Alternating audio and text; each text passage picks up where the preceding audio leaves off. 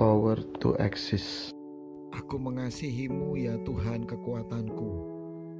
Tuhan adalah bukit batuku, bentengku dan penyelamatku. Allahku, gunung batuku. Di dalam Dia aku mencari perlindungan, perisaiku, tanduk keselamatanku, tempat perlindunganku yang tinggi. Mazmur 18 ayat 2-3.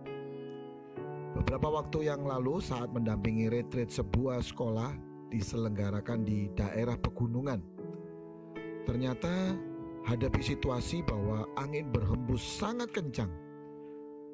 Beberapa penutup greenhouse sampai rusak atau terbang. Pintu dan jendela yang tidak terkunci akan terhempas dengan sangat keras. Dari dalam ruangan kami melihat berbagai pohon bergerak hingga miring-miring dihembus angin yang kencang. Namun kemudian berdiri tegak kembali dan terdengar teriakan beberapa anak. Wow, pohonnya tetap eksis tegak berdiri. Di zaman digital ini, banyak dari kita berusaha membuat hidup kita menjadi eksis dengan jalan yang semu, yaitu penggunaan sosial media, memasang status, kegiatan, lokasi, atau hal-hal lain. Sah-sah saja melakukan itu. Tapi sering kita jadi kecewa karena ternyata status kita hanya di-like atau direspon oleh sedikit orang saja.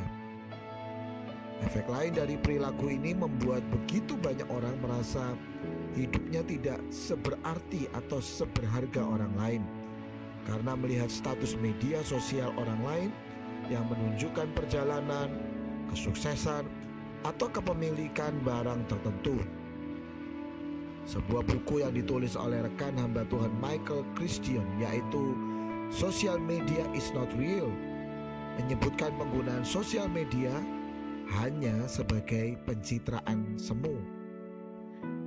Firman Tuhan yang kita baca menunjukkan bahwa Daud mengenal Tuhan sebagai sumber kekuatannya. Kata Tuhan di sini menggunakan kata Yahweh atau Yehova yang bermakna the existing one, yaitu suatu pribadi yang eksis. Kata eksis sendiri bermakna bukan saja ada, melainkan bertahan, tetap ada, kokoh, bahkan di saat badai yang hebat.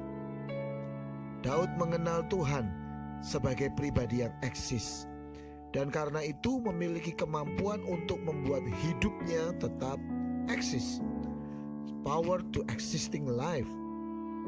Alih-alih mencari kekuatan semu di tengah situasi yang begitu sering mengancam eksistensi hidupnya, Daud justru mencari Tuhan, the existing one-nya, dan membangun hubungan yang dalam hingga ia mengalami sendiri pengenalan akan Tuhan secara pribadi, sehingga ia bisa berkata tentang pribadi Allah sebagai bukit batuku, bentengku, dan penyelamatku, Allahku, gunung batuku, perlindungan, perisaiku, tanduk keselamatanku, tempat perlindunganku yang tinggi.